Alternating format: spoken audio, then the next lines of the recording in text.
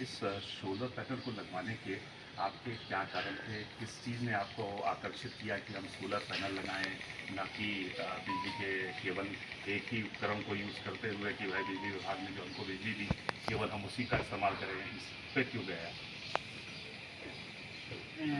Basically सबसे बड़ा कारण तो ये था कि बिजली के बिल को लेकर के मैं परेशान था और बिजली बिजली विभाग के लोगों की जो जीवन शैली है, कार्यशैली है, वो मुझे बहुत प्रॉपर नहीं लगती थी। वहाँ कोई शिकायत करने पर कोई रिस्पांस बहुत नहीं देते थे और इसका बिल भी बहुत ज़्यादा आता था। तो मुझे लगा कि क्यों ना मैं दूसरी एनर्जी पर अब मैं फोकस करूँ।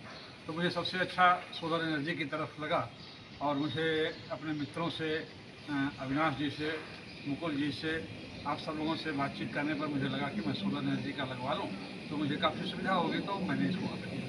अच्छा, आपको इसके लगाने के उपरांत क्या लाभ नज़र आया? क्या कुछ बढ़िया लगा या कि लगा कि नहीं हमने कहीं कुछ गड़बड़ कर दिया? बहुत ड्रास्टिकली बहुत फ़र्क आया। इतना फ़र्क आया कि मैं अपने महीने के खर्चों में, एक घरेलू जीवन शैली में सबसे ज़्यादा बिल मेरा बिजली का ही आता था। 11,000, 12,000, 13,000। और मुझे लगा कि ये काफ़ी दबाव डाल रहा है, तो मैंने फिर इसको ऑप्ट किया और लगाने के बाद से अब मेरा बिल कभी 2,000 आ रहा है, कभी 3,000, कभी 2,200।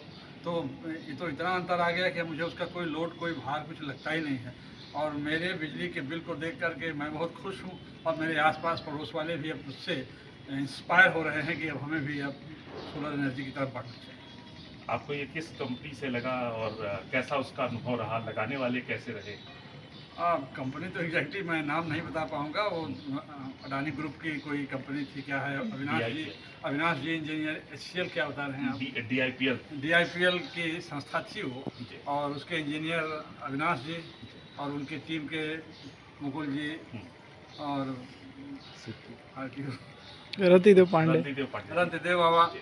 रणदेव जी रहे हैं। सब लोग, पूरी टीम बहुत अच्छी रही है। बहुत वेल बिहेव्ड नौजवानों की टीम है और मुझे लगता है कि एक शिक्षक के रूप में हायर एजुकेशन में मैं मंचों से भी बहुत बार कहता था कि नई पीढ़ी बहुत संघर्षों के बाद अपना मुकाम हासिल कर रही है और आपकी इस सोलर एनर्जी की टीम को देख कर के भी मुझे बहुत सेटिस्फैक्शन लगा और मैं बहुत निश्चिंत हूँ कि भारत की आने वाली जनरेशन बहुत अच्छी है। आप लोगों को देख करके, आप लोगों से मिल करके, आप लोगों के साथ काम करके बहुत अच्छा लगा। जो लगाने इस पैनल को आए उनका व्यवहार कैसा रहा? टेक्निकली बहुत साउंड लड़के थे, बहुत अच्छे थे और मैं सबका नाम तो नहीं मुझे याद है, लेकिन ये कि इतना बढ़िया इंस्टॉल किए कि मेरे मोहल्ले वाले भी आके देख रहे हैं।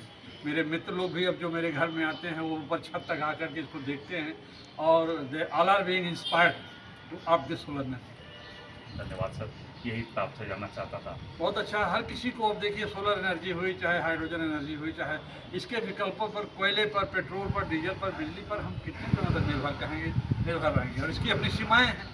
इसकी अपनी सीमाएँ हैं। देश की जो पॉपुलेशन ग्रोथ है उसके हिसाब से जो बिजली की डिमांड है तो वो पूरा कर पाना बहुत मुश्किल है, महंगी भी होती जा रही है।